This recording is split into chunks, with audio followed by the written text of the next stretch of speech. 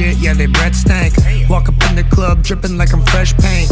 I can see through the facade like an... What's going on, fight fans? It's another great day when you love MMA. Welcome back to Mad Matty Fight Talk. Once again, your host here, Mad Matty, with Crazy Chris. We're back at it again.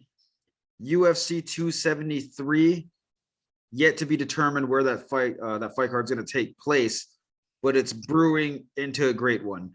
So right now, we're going to have Alexander Volkanovski taking on Chan Jung.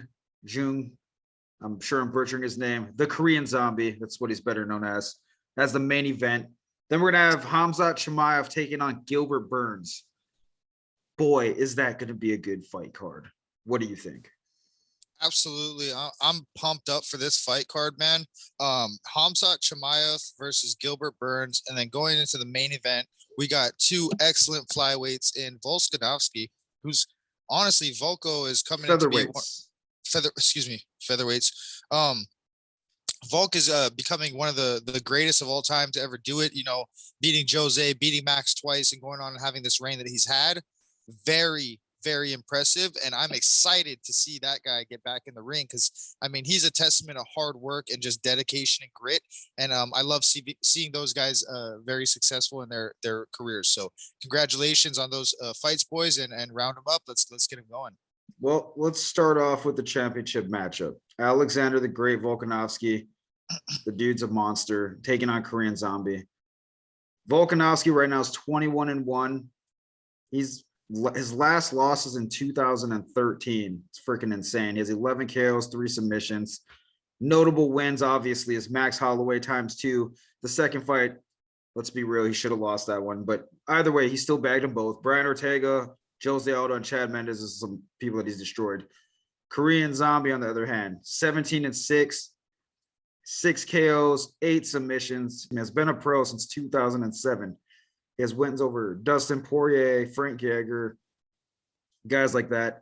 And he had a great fight against Yair Rodriguez, but the only thing that we'll remember is the spinning elbow that slept him, sadly. But that fight was good until the bitter end. These are two extremely talented featherweights in one of the toughest divisions to make it to the top in, I think, besides lightweight and welterweight. Absolutely. Volkanovski, a very impressive run, man. 2017 to 2022, undefeated.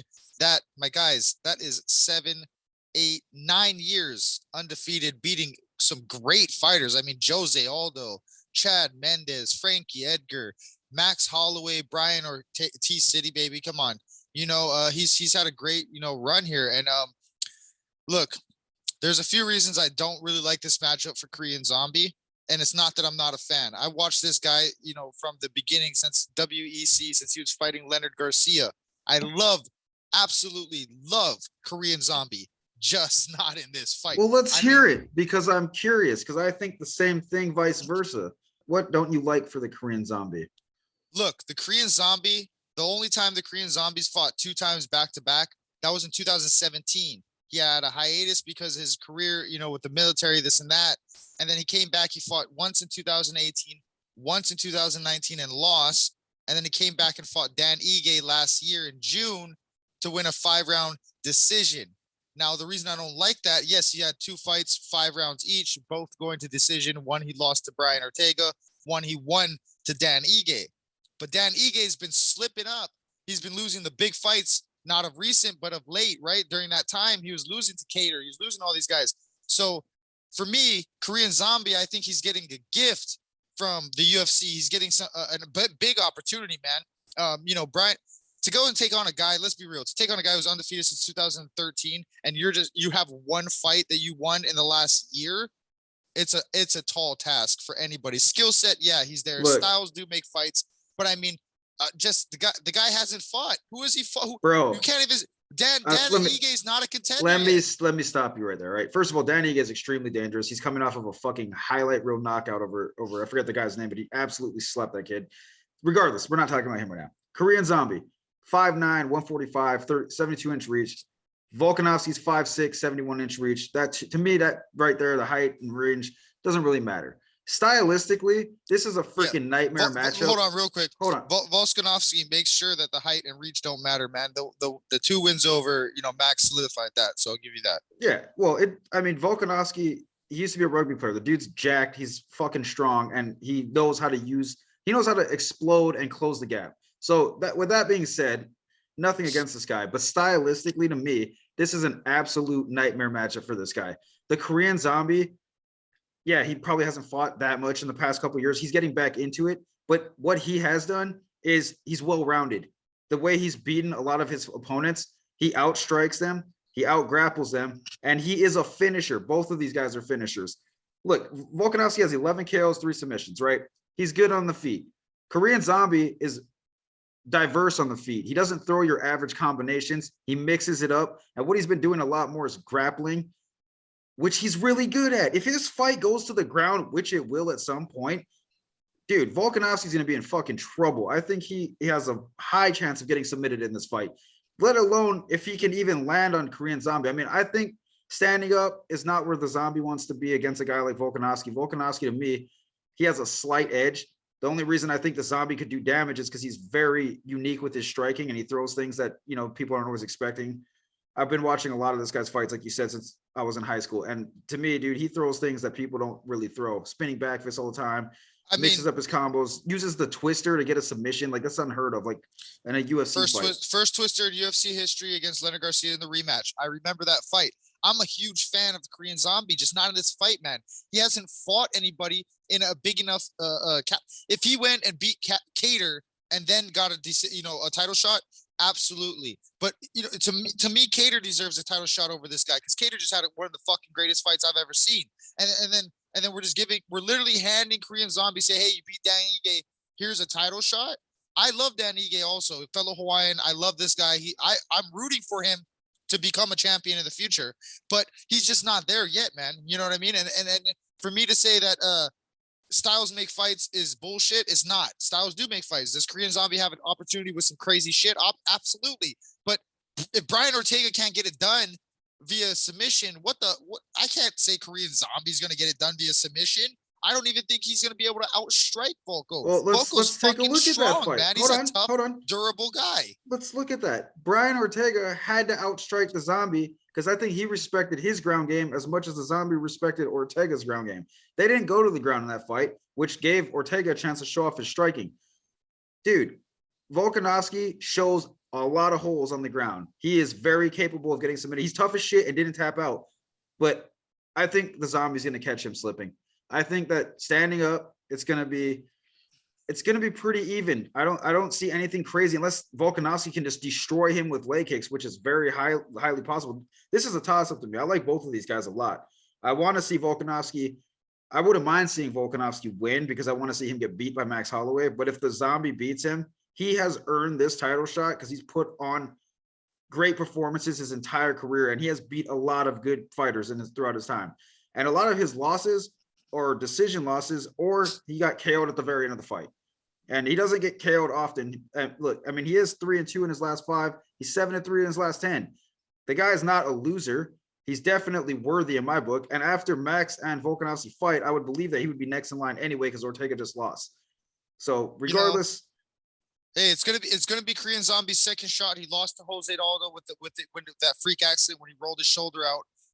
But you tell you what, I'm taking Volkanovski round 4 TKO, and that's to a durable, well-prepared Korean Zombie. I'm not saying taking anything away from him. I think he's going to give up at the end. And Volko said recently in multiple interviews he was trying to knock out Brian Ortega, and he's trying to get a knockout as a champion. So I believe he gets it done with this one with a TKO. Well, that's good to know because he's going to throw himself into a firefight with a guy who loves to firefight, a guy who loves being in the pocket, trading, grappling transitions. This is not an easy fight for Volkanovski. This is a very hard fight. And anybody who's sleeping the Korean Zombie, you're absolutely insane. Volkanovski has the explosion. He has the power. He has the leg kicks. He has decent. His striking to me isn't the greatest in the world. I think the Zombie can hang with him standing, but on the ground, put it this way. When Volkanovski gets his fight to the ground, because he might take him down, you never know. He might get a big slam in. He might tag him with some punches, take him to the ground. You're going to get tapped out straight up. Look, dude, Final prediction. Let's go. Final prediction. I got Korean Zombie winning 5-round decision, either UD close or a split decision. I got Volkanovski, round 4 TKO. And like I said, dude, this is a fine line for me because I like both these guys. It's two tough, durable guys. I just don't think Korean Zombie in the long haul. I think his engine gives up. Well, I think, and on the flip side of that, I think he's just getting back in it after having to go serve in the military, mandatory serve in South Korea, and I think he's bouncing back from that. It might be a flip side. Look, it might be a flip side where he's had so much time off and only one fight a year for a little bit. He might be fresher fighter. Exactly. You know what I mean? That's what I think. We'll see. We'll see. Moving right along in what I believe is most likely going to be the co-main event. Like I said, this fight card isn't finalized. It's yet to be determined where these guys are fighting. But what's for certain is Khamzat Chimaev is officially taking on Gilbert Burns. We did a little preview in a video before this. If you're subscribed to the channel, if you're new here, you can go check out that one as well. We got Khamzat Chimaev taking on Gilbert Burns in the welterweight division. This is a massive fight with massive implications on who is going to end up where and the landscape of this division with this fight. This is either going to set Chimaev off for huge success, possibly get him a title shot, or it's going to put Gilbert Burns right back in #1 contendership in my eyes. Although Khamzat, I believe, is like what, top 10 now, possibly. I'm not entirely sure, to be honest. He's in the top 15, which is all you need to fight a top 5 fighter. You have to be within the rankings, and to fight for a title, you have to be within top 10. So I believe if he beats Gilbert Burns, that's going to put Khamzat right into the driver's seat to be the number. This might honestly be the #1 contender fight, considering all that's going on, and the fact that Kamaru Usman already has a fight booked with Leon Edwards. To me, this is going to be a tough fight for Gilbert Burns, but totally possible for him to win this fight. I believe you don't feel the same. I don't. Well, let's hear it. We got 6'2" right. Chimaev taking on 5'10" Burns, 27-year-old Chimaev taking on 35-year-old Burns. What do you think is going to go down in this fight? Look, man, I feel bad for Gilbert Burns being the guy that they convinced that this was a good idea. I feel bad for him. I think he needs to get a new management team.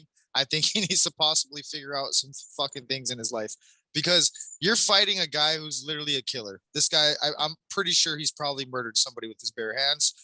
This guy is absolutely a savage. And Khamzat Chimaev, long time training partner of Gustafsson when he was fighting John Jones, and he's recently at Tiger Muay Thai. Good Lord, if that guy has any more striking ability and stand-up ability, it's going to be a scary time for Gilbert Burns. Look, I'm going to put it to you simple. The UFC is finally broken. They say, all right, Khamzat, we got you in the top 15. Who do you want? He said, I want top 5. Gilbert Burns was the guy to answer the call, because Kobe Covington was talking shit and he's not taking that fight. And Jorge and Covington already locked in. Who does that leave him with? Stephen Thompson coming off of 2 losses?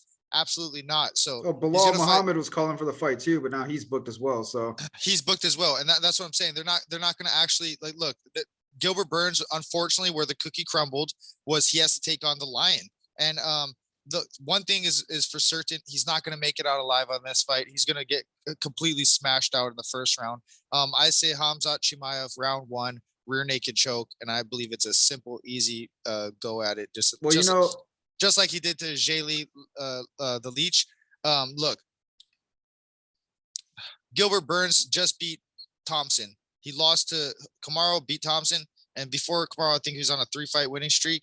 That's all good and dandy, but when you're fighting a guy who's when they say there's levels to these things, Khamzat Chimaev is the meaning of there's levels to these things. Well, let's think about it. He's 10-0. He hasn't fought, to me, anybody, to be honest. This is going to be his first big name. What he's done is impressive. Who he's done it to is not impressive to me. At first I was a little skeptical in my previous video going for Gilbert Burns, like, man, maybe I'm tripping. I did my research, and I think that I think Burns is going to win, because 1, he's a longtime training partner of Kamaru Usman. He's not a rookie to the ground game. He's not worried about going to the ground, and his jiu-jitsu is very, very good. I've started watching a lot of his fights because I wanted to make sure that I'm not, maybe I'm just leaning on this guy because of the experience. No, dude, he's very well-rounded. He has outstanding striking. The only problem with this fight is how big and strong Khamzat is. He is a really big 170er, but everybody has a chin, and his chin has yet to be tested against a heavy-hitting person like Gilbert Burns. Gilbert Burns has the grappling experience. He has hella good training. He trains at Sanford MMA, so he's wrestling with people like Michael Chandler every day. Now, that's not a Khamzat Chimaev, but that is an outstanding wrestler. So if Khamzat can get this fight to the ground, and if he can control him how he does to everybody else, it could be big problems for Burns. But if Burns tags Chimaev hard, it's not going to be an easy fight for Chimaev. I think he's going to learn real quick why the top 5 is the top 5 and why he is still trying to get into that. I think he gets humbled in this fight. I don't think this fight goes past the first round. I think these guys are going to knock each other out. I seriously think that Khamzat might hurt Burns, and then Burns is going to be the veteran that he is, buckle down, and he's probably going to counter sleep Chimaev. I see it ending guarantee in the first round or early into the second round. And I'm going for Gilbert Burns in this fight because of how much times he's been in this situation. All right. I respect that perspective, and I can see your points there, but I'm gonna, and I agree with you on one thing. It's gonna get ended early, and that's for fucking sure. Look, the only record that Gilbert Burns is breaking in this fight is the amount of times Khamzat Chimaev been punched. He's been punched 4 times in 4 UFC fights. I mean, that's an average of 1 time a fight. He's fought for 6.5 minutes, 6:36 to be exactly. The guy's knockout power at 185. The ground grappling at 170. Look, the Leech is not a small guy. He's probably bigger than Gilbert Burns or just as big as Gilbert Burns. He's probably bigger for sure. So that's what I'm saying. I think he's going to grab him. But my I think question, he's going to toss him around, and I think he's going to treat him like a little kid. My question to you is, we've seen this time and time again in fights like this where guys who haven't been out of the first round, for example, or haven't been to decisions or haven't been tested. Do you think if this fight goes past whatever, I don't know what the longest fight he's had is so far. I think it's been maybe 1 round. If it goes into the second, third round, are we going to see a guy who is as dominant as he's been, as Khamzat Chimaev I'm talking about? Do you think that dominance goes into round 2, goes into round 3? Let's assume it goes into those rounds. He's proven. Let's start off with, he's proven to us that the UFC jitters don't mean anything to him. Okay. Secondly, I think with a guy who's capable like he is and who has the world-class experience that he has, Tiger Muay Thai training, training with Gustafsson for so long and moving the way he does, I think his mind is a powerful tool, and I don't think he's going to get shaken by getting a little bit tired and having to fight through the rounds. I don't think that's a problem. I personally don't think it's a problem. That's a question I want to see answered, because guys who usually don't have to deal with adversity don't fare well when they have to face adversity. So honestly, that's what I'm thinking is going to happen, is that Gilbert Burns is going to take advantage of this guy. On second thought, it might not end in the first round unless it's an absolute war, because Gilbert might really want to try to drag this out to drown this guy. And I don't know if he's capable of doing that. They couldn't, maybe it's the game plan, but that's something he did to Stephen Thompson, something he does in a lot of his fights. I don't know if he's going to be able to do that to a guy that's as strong and as big as Khamzat is. If I'm in Khamzat's corner, right? Like I'm his training coach or his training partner that's going to be working the corner of that fight. This is what I'm telling him. I'm telling him, hey, Gilbert Burns, you remember when he fought Kamaru Usman and he got, Kamaru went in his face and he got him all wired up, and then you saw the emotion pour out of him.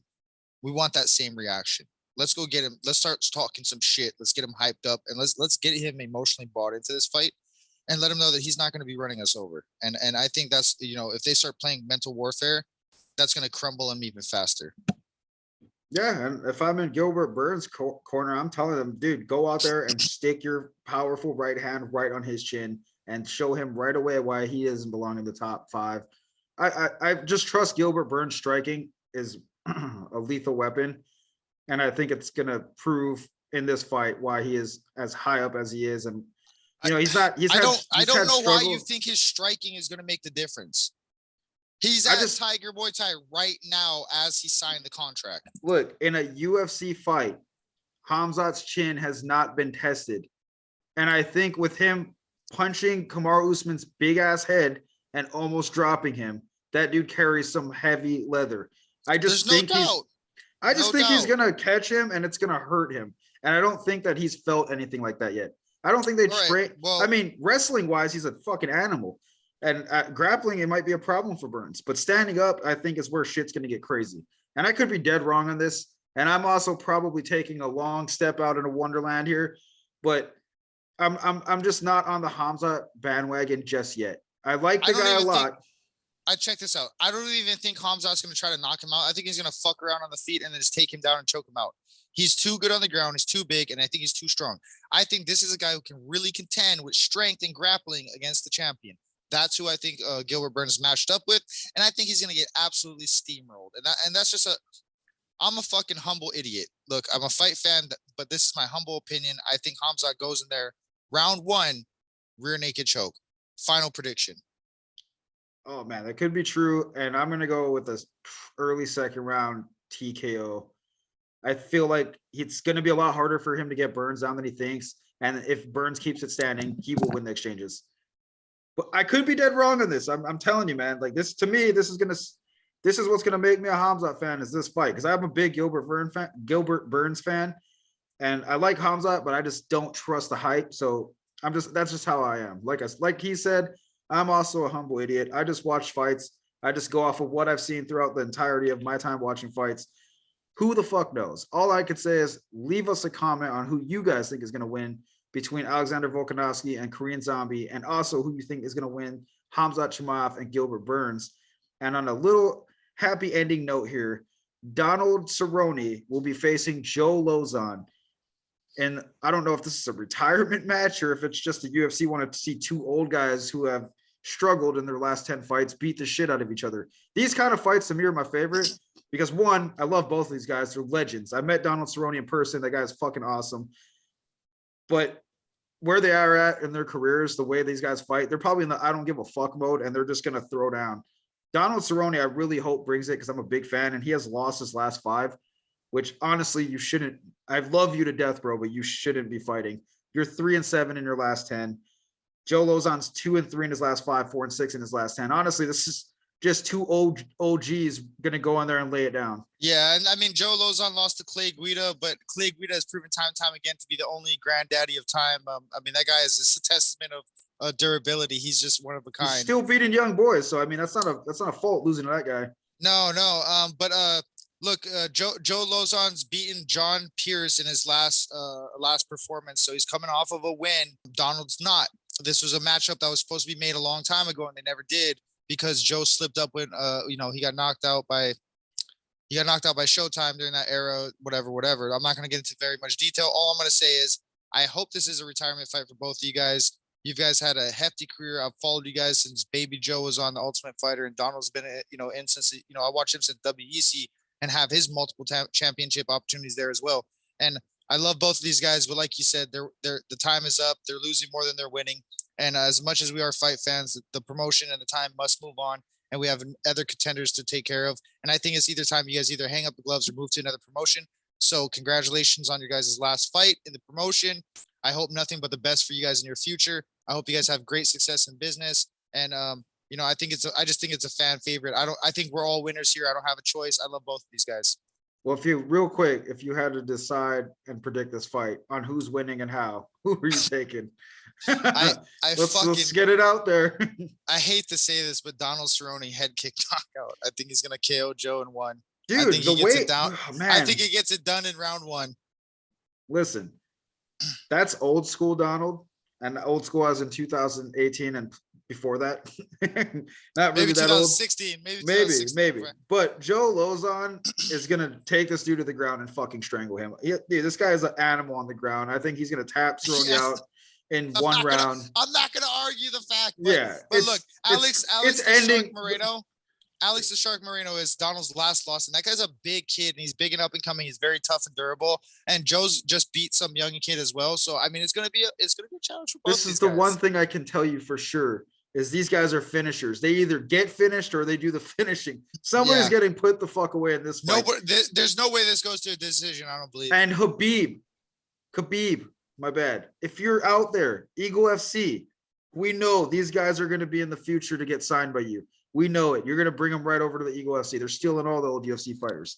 So congratulations to them having their first United States official fight. Rashad Evans winning the co-main event, and Tyron Spong, unfortunately, getting beat by the old Bellator champion. I'm not even going to try to butcher that guy's Russian name, but he absolutely went out there and put it on Tyron Spong. So congratulations to Eagle FC. We're happy to see I'm sorry, just real quick. We're happy to see another promotion in the mix in the United States. So good job. We can't wait for more.